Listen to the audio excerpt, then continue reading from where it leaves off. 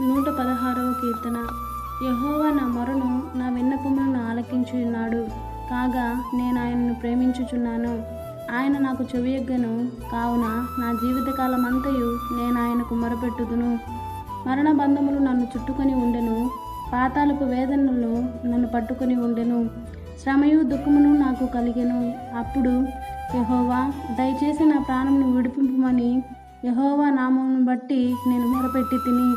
యెహోవా దయాళుడు, నీతిమంతుడు, మన దేవుడు వాత్సల్యత గలవాడు. యెహోవా సాధువులను కాపాడువాడు. నేను కృంగియుండగా ఆయన నన్ను రక్షించెను. నా ప్రాణమా, యెహోవా నీకు క్షేమము విస్తరింపజేసి ఉన్నాడు. తిరిగి నీ విశ్రాంతిలో ప్రవేశింపుము.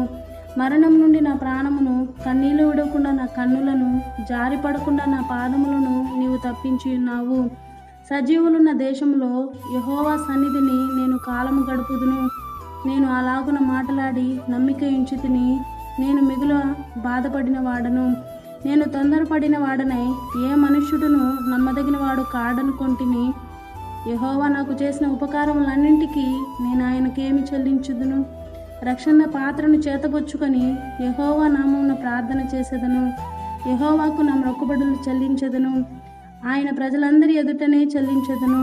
యెహోవా భక్తుల మరణము ఆయన దృష్టికి విలువగలది. యెహోవా, నేను నిజముగా నీ సేవకుడను, నీ సేవకురాలి కుమారుడనై ఉన్నాను. నీవు నా కట్లు విప్పి ఉన్నావు.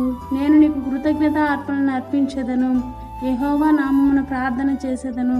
ఆయన ప్రజలందరి ఎదుటను, యెహోవా మందిరపు ఆవరణంలోను, యెరూషలేమా నీ మధ్యను నేను యెహోవాకు నా మొక్కుబడులను చెల్లించెదను. యెహోవాను స్తుతించుడి. ఆమేన్.